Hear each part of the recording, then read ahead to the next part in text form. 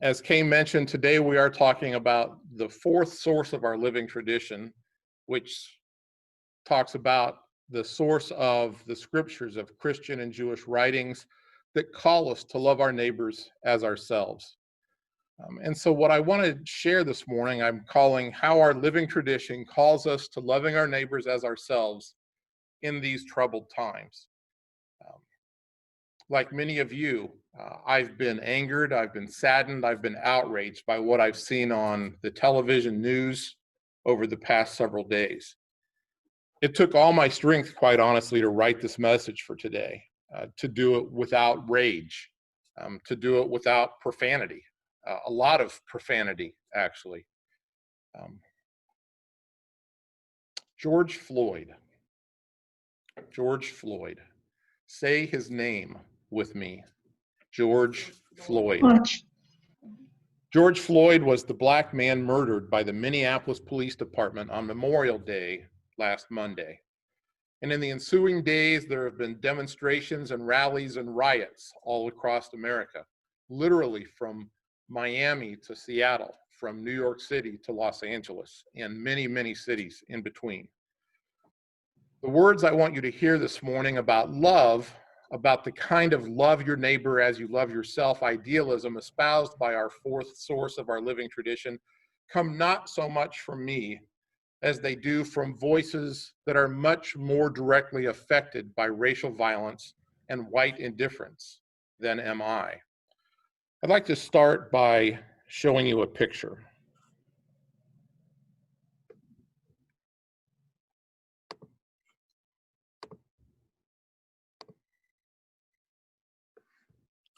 That's a picture of my daughter and my son-in-law. My daughter is a brilliant writer. She's a social media guru. And I'd like to share with you something that she wrote out of her own fear this week. I've cried so much today. I could barely make it through work because any second my mind drifted off to work, drifted to George Floyd, to Ahmaud Arbery, to Omar Jimenez. I feel completely hopeless. I do not feel proud to be an American. I feel terrified. I do not want my black husband to go for a run, or to go for a drive, or to walk down the street, or to spend money, or to even just be in our home. Because doing any of these things while being black means he could die at the whim of anyone who thinks he's a threat. My husband, the love of my life, a threat? He is the kindest, gentlest, most caring person I know. He's wonderful. But he also plays sports, wears hoodies, wears hats, sometimes even wears hats backwards. Apparently, these are signs of wrongdoing. I am so scared, she writes. I am so dang scared. And for how sad and afraid and terrified I feel, I can't even begin to fathom what my husband is feeling, what his sister is feeling, what his parents are feeling, what his uncles and aunts and cousins are feeling, what my friends are feeling. I never had to fear walking down the street or into a store or running through the neighborhood. I always have been able to do these things and never had to think twice about them. I have been privileged. To my black friends, I see you. I am learning, I am reading, I am growing. To my white friends, I'm going to push you. I'm going to tell you when your privilege is showing. I'm going to call you out. I'm asking you to do the same for me. We should never not be doing that. So I will start today. It will be uncomfortable sometimes, but I can promise your discomfort, my discomfort, facing our privilege is nothing compared to what our black sisters and brothers have been dealing with for centuries. I'm so afraid, but I'm also determined, she continued, because I envision a world that Martin Luther King Jr. talked about, that Malcolm X talked about. I envision a world where race is celebrated and honored and recognized, but is not used as a weapon for discrimination and hatred, close quote. Many of us were introduced this week to a 12-year-old boy named Keedron Bryant and a song that he wrote and sang from the pain and the fear of his heart. I want to share that at this time. Please pay attention not just to the beauty of his voice, but to the pain of his words.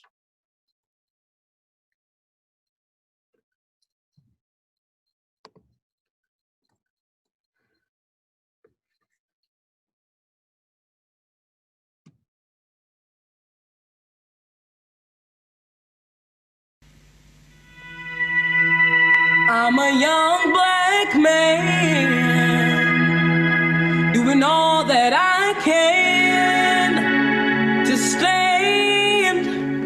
Oh, but when I look around and I see what's being done to my kind, every day I'm being hunted as prey. My people don't want no trouble. We've had enough struggle. I just wanna live. God protect me. I just wanna live.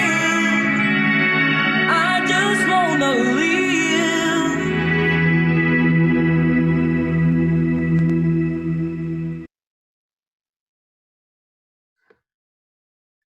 Keaton Bryant, 12 years old. 12 years old, singing, I just want to live. I just want to live.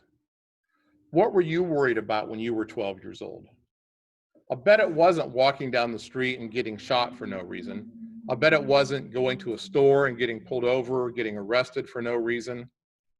I bet it wasn't being concerned about any of those issues. I also saw this story as well. I ordered through DoorDash. Are we okay? Okay. I ordered through DoorDash for lunch, and when my driver arrived, the gentleman called my phone because he wasn't 100% sure it was the right house. I came outside and he was in front of my driveway. I waved him over and he drove up to me. He was a black man, and when he got out of the car, he said, I'm sorry about that, but just with everything that's going on lately, I didn't want to take the risk to be in the wrong driveway. My heart broke, the story continues. My heart is breaking. This man is trying to do his job in something as simple as delivering food, but he is fearing for his life. A new Facebook group was started yesterday, and it asked Black men to share their stories about the first time that a cop held a gun to them. Not if that had ever happened, but how old they were when it happened. Hundreds and hundreds of responses so far to that group. Let's face it, the United States is now and has always been a racist military state.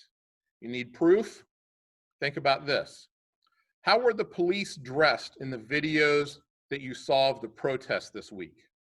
Full body armor, combat gear, assault rifles, tactical weapons, armored personnel carriers, bulletproof vests, all paid for with tax dollars just in case the police ever needed them.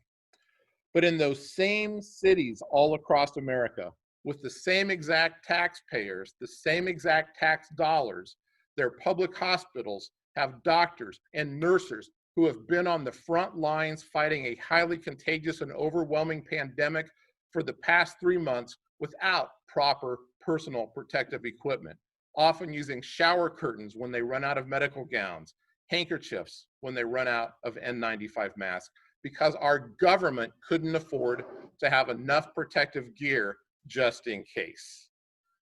That is the definition of a police state that values buildings and physical assets over people. If you're not sure you believe that that's really bad for Blacks in America, let me ask you a question. Would you be willing to change places with a random Black man in America right now? Would you be willing to change places with a random Black man in America today? If not, why not? Your answer shows that you are aware of the plight of Blacks in America. Famed author and Holocaust survivor Elie Wiesel was awarded the Nobel Peace Prize in 1986. In his acceptance speech, he shared this story. I remember it happened yesterday or maybe eternities ago. A young Jewish boy discovered the kingdom of night. The kingdom of night, by the way, is how Jews referred to the years in which they lived in fear, rounded up by Nazis and rounded up like cattle into railroad cars, then taken to concentration camps to be subjected to torture before they were killed. Wiesel continues, I remember his bewilderment. I remember his anguish. I remember, and it all happened so fast. I remember the ghetto, the deportation, the sealed cattle car, the fiery altar upon which the history of our people and the future of mankind were meant to be sacrificed. The boy asked his father, can this really be true? This is the 20th century, not the Middle Ages. Who would allow such crimes to be committed? How could the world remain silent? And now the boy is turning to me, Wiesel says. Tell me, he asks, what have you done with my future? What have you done with your life? And I tell him that I have tried to keep memory alive, that I have tried to fight those who would forget, because if we forget, we are guilty, we are accomplices. And then I explain to him, continues Wiesel, how naive we were as Jews to think that the world actually did know, yet remained silent. And that is why I swore never to be silent whenever or wherever human beings endure suffering and humiliation. We must take sides. Neutrality always helps the oppressor, never the victim. Silence encourages the tormentor, never the tormented. Sometimes we must interfere when human lives are endangered, when human dignity is in jeopardy. National borders and personal sensitivities become irrelevant. My UU ministry colleague, Reverend Terrence Strauss, acting senior minister of the Unitarian Universalist Congregation of Atlanta, wrote and shared this yesterday. I echo her prophetic words and call to action as we would work, pray, and fight for the liberation of all. She wrote this. As a multiracial Unitarian Universalist congregation, we condemn the acts of racism and white supremacy around the country this week and before. We join the families and communities of Ahmaud Arbery in Brunswick, Georgia, Breonna Taylor in Louisville, Kentucky, and George Floyd in Minneapolis in anguish, outrage, exhaustion, and grief. We cry out as one in the wilderness, longing for relief from the other epidemic, racism that has been built into the foundations of our nation.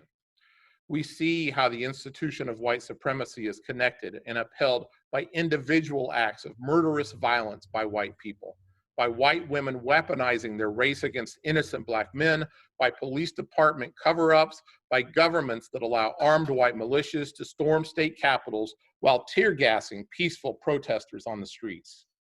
We see clearly the connections of how COVID-19 has ravaged Black communities more than any other, communities of people whose work may be called essential, but who are paid meagerly.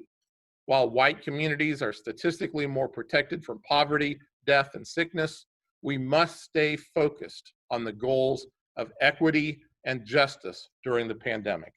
She goes on, for every life that falls under another 1,000 will rise. For every breath that is snatched away, we will use our breath to grieve and to speak out for the lives and livelihood of Black people. The forces of evil think this is how movements die. But if they think killing one of us unjustly is going to make us bow down, they are mistaken, because rarely in the course of history has that ever been the outcome of such grave, clear injustice. Instead, an innocent life lost so publicly and tragically has caused people to discover new reservoirs in their souls. We commit to do the work of interrogating and condemning white supremacy within our institutions, our communities, and our hearts. We believe none of us are truly free until all of us are free. We work, pray, and fight for the liberation of all, and the vitality of each. We proclaim yesterday, today, and tomorrow, Black Lives Matter. Close quote. Black Lives Matter. We often say that, but do we mean it as people who claim to be white allies? Black Lives Matter. We have a banner hanging on our building just outside this door that says so. A faded, tattered, weather-worn banner. Yes, one source of our living tradition is the Jewish and Christian scripture that calls us to love our neighbor as ourselves. But what does such love mean? What does such love look like? How do we act in love while recognizing the fact that white supremacy, white privilege, white fragility still to this day course through the veins of our white bodies, whispering to us, sometimes yelling at us to just let someone else handle it? Love requires us to care. White privilege tells us to be reticent. Love requires us to take sides. White privilege tells us to take the safe middle ground. Love requires us to act. White privilege tells us to ignore. Love requires us to speak out. White privilege forces us to be silent. Love requires us to march alongside those who are victimized and oppressed. White privilege moves us to sit on our safe asses, on our safe couches, in our safe homes. Love requires us to understand that the fate of Black men and Black women is indeed our fate as well. White privilege tells us that they are making excuses. They should just pull themselves up by the bootstraps and stop asking for handouts. Love requires that we do something. White privilege allows us. White privilege allows us to do nothing at all. After all, it's not our problem. So what can we do? These protests we've been seeing over the past few days are Miami and New York and Philadelphia and Chicago. They're not here in Charlotte County. They're not close to our homes where we live. There are many things that we can do, actually. Some of them maybe you've seen on different websites or on Facebook or in other social media posts in the past couple of days. I want to emphasize a few of these ideas. Most importantly this year is vote. Vote, vote, vote, vote, vote. If this was Chicago a few decades ago, I would say vote early and vote often. But voting is one of the most powerful things we can do. Encourage others to vote. And during this time, we don't know what the election in November is going to look like. We don't know where the pandemic's going to be by this time. We do know that there is one political party working very hard to oppress the vote, to close polling places, to reduce the opportunity to vote by mail. There's a reason that they're doing that, because they know that if people vote and they vote in large numbers, people who have never voted before, if all the young people who have been marching in the streets the past few days in cities all across this nation vote and make their voices known on the ballot box as much as they have in the streets, there is no way this current administration will continue, and they are scared of that. We have a couple of volunteers, Sue Galvin and Ruth Volpe, who have stepped up to say, I will lead the effort at UUFCC to lead the UU the Vote effort that we have. Expect to hear more from them over the next few days about ways that you can encourage the vote to make sure that you can register to vote by mail. You can also write, email, and call your elected representatives. Let them know your opinion. Even if you don't think they're ever going to listen, even if you don't think it matters at all. You can't control what anybody else does. You can only control you. If you're the only person in your district who calls, that doesn't make it wrong, and it doesn't make it a waste. Your voice matters. I encourage you to go to a website of our Black brothers and sisters in Unitarian Universalism. It's called blacklivesuu.com. blacklivesuu.com. They have many resources on their website, many ways that you as an individual, we as a congregation can be involved in helping.